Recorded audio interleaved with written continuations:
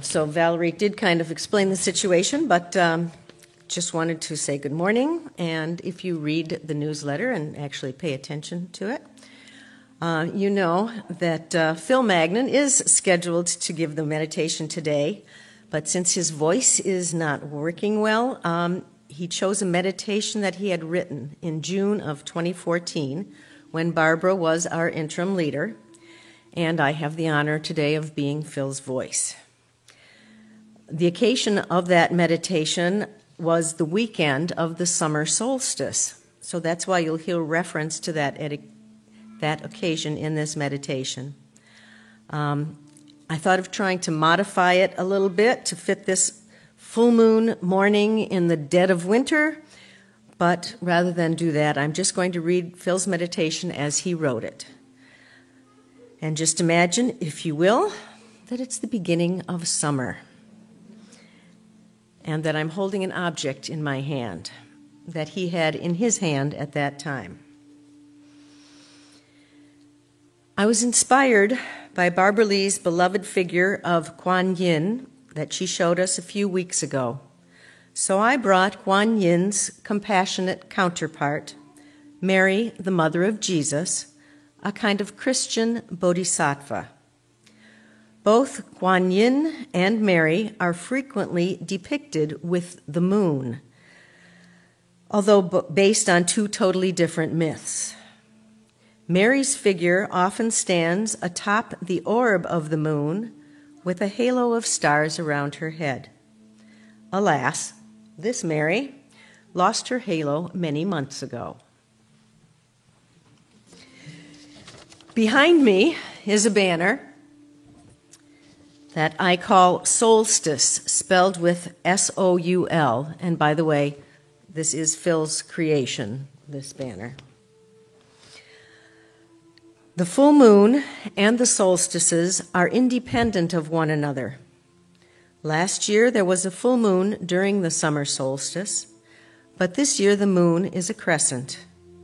The solstices, which you can't really see directly, the moon, and the stars all represent to me the human relationship with nature and with what the ancient Hebrews called Rokia, or the expanse, the firmament above.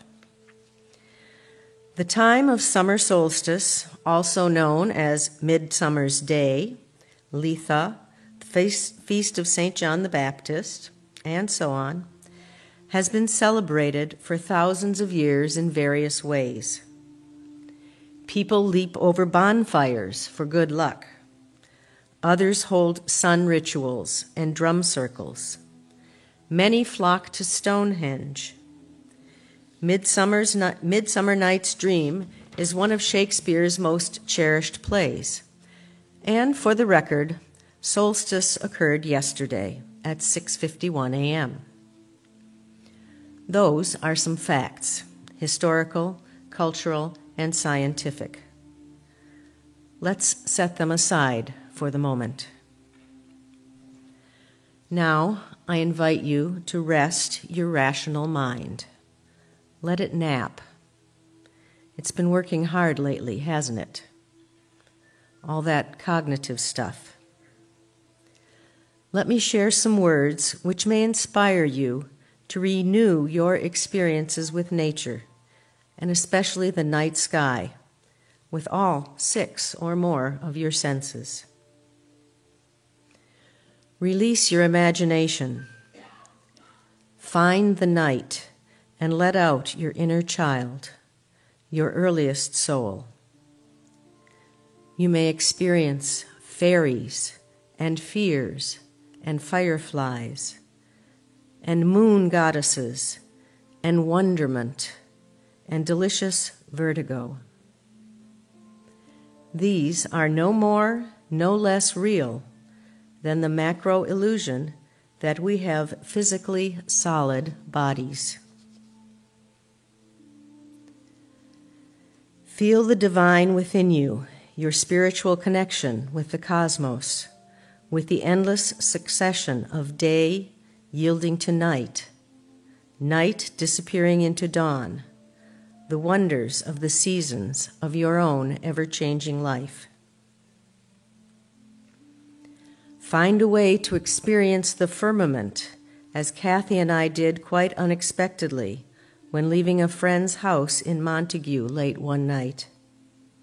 A transparent sky, untainted by light pollution, exploding with a wash of sparkling, multicolored crystals that left us gaping, breathless with wonder. Over 2 decades ago, my 5-year-old daughter Caitlin and I were treated to a Perseid meteor shower. We lay on a blanket in our neighborhood park, enveloped within a clear, moonless August night. The shooting stars began to visit, 1, then 2, here, there, and over there, then appearing faster than we could track them. They worked their magic while she and I beheld them together in silent communion. Last fall, Kathy and I hiked to the bottom of the Grand Canyon during the autumn equinox. At midnight, we explored a section of the North Kaibab Trail, a mile deep within the bosom of Mother Earth. Our way was lit softly by the light of a majestic full moon. We were leaping and hopping with moon shadows, while the nearby bright Angel Creek whispered sweetly to us. A verse from the Tao Te Ching. From the principle which is called the Tao, the sky, the earth, and creativity are one. The sky is clear, the earth is firm, and the spirit of the inner world is full. And from a more recent source, we are stardust, we are golden. And as you behold the light from the constellations and the moon and the great morning star today, honor and share these words of Maya Angelou. Nothing can dim the light which shines from within. May the light in me see the light in you. Namaste.